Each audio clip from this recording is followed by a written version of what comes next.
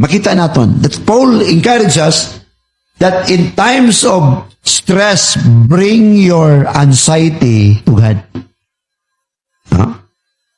With thanksgiving, let your request be made known to God. So, first truth, God listens to your prayers. Right? So, partner, may ma-add on ka di. Huh? Okay, no, so of course, no, hindi na to gani. God listens to your prayers. Yes, no, God listens to your prayers. I think ang Ginoo nato, no, ginambagan ni sa Hebrews chapter 4, no, that He is not actually hindi nakasympathize sa ato, no.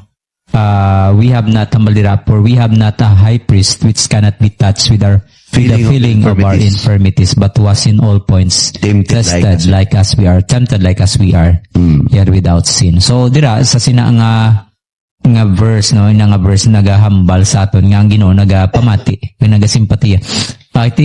He was once a human being. No? Nangin nagano siya diri, no, nagagis ni kalibutan. Kag nabatsyagan niya ang of course, no, kung anong